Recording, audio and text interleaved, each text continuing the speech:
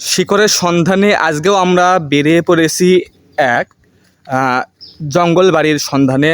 এই জঙ্গল বাড়িটির অবস্থান বগুড়ার দ্বিতীয় বাইপাস সংলগ্ন একটি প্রাচীন বাড়ি। এই প্রাচীন বাড়িটির নাকি খুবই ভয়ানক। দেখছেন চতুর্পাশে বাঁশঝাড়, কি ভয়ানক একটি দৃশ্য। আমরা আজকে আপনাদেরকে এই জঙ্গল বাড়ির ইতিহাস এবং বাড়িটি ঘুরিয়ে দেখব। বাড়িটি কত প্রাচীন। দেখেন বিশাল একটি লিচু গাছ। এই শুনেছি এই লিচু গাছের একটি আনুমানিক বয়স, আপনাদেরকে সেটাও বলবো। দেখেন আজ এই বাড়িতে কেউ বাস করে না। দেখেন বাড়িটা কি জরাজীর্ণ। এটা ছিল এই পুরাতন জমিদার আমলের বাড়ি। এটা বাড়ির মূল ফটক, কিন্তু আজ দেখেন সেখানেও জঙ্গল গজিয়েছে।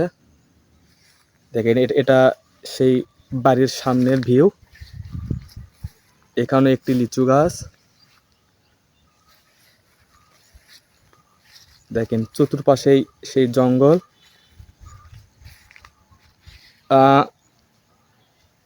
এই জমিদার বাড়ির সঠিক ইতিহাস কেউ বলতে পারে না।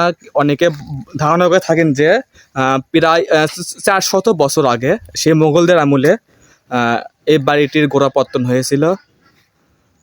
সেই পাকিস্তান আমলে এই বাড়ি ছেড়ে তারা নাকি সেই ভারতবর্ষে চলে গিয়েছেন। এই বাড়ির ভিতরে যে লিচু গাছ দেখতে পাচ্ছেন, এই লিচু গাছটির সেই ভৌতিক কাহিনী অনেক শুনেছি আমরা। এই লিচু গাছটির বয়স নাকি আনুমানিক 500 বছর, অনেকে ধারণা করে থাকেন। আমরা যে কারোর সাথে কথা বলবো বাড়ির ইতিহাস সম্পর্কে, এরকম কেউ নাই। এই বাড়িটি একবার জরাজীর্ণ। দেখছেন এই মূল ফটকটাই একবারে আগাছায় দিয়ে পরিপূর্ণ। এটা কিন্তু বাড়ির সামনের জায়গাটা। আরও সামনে আছে এই বাড়ির একটি বিশাল বড় একটি পুকুর। দেখি আমরা এই পুকুরের দিকে দেখেন বিশাল বড় একটি পুকুর, সঙ্গে আছে একটি তাল গাছ। পুকুরের ভিতর এখন মাছ চাষ হয়। দেখেন পুকুরে মাছ চাষের পাশাপাশি হাঁস পালন করে থাকেন। সেই পুরাতন আমলের, যা আমাদেরকে শিকড়ের সন্ধান করতে সহায়তা করবে। যা গা ছমছম করছে আমাকে।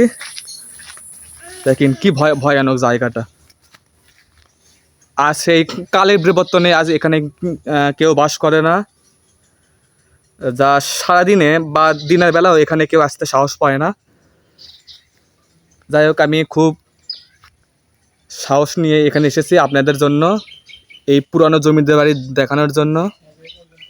আজকে এ পর্যন্তই। আপনারা এই ভিডিওটি বেশি বেশি শেয়ার করবেন এবং আপনাদেরকে অনুরোধ করছি আপনারা সাবস্ক্রাইব করবেন এবং লাইক কমেন্ট করে আমার পাশে থাকবেন। আমি এরকম শিকড়ের সন্ধানে আরও নতুন নতুন ভিডিও আপনাদের মাঝে আপলোড করব। আজ এ পর্যন্তই। আমি আবার আপনাদের মাঝে আসব এরকম নতুন নতুন ভিডিও নিয়ে।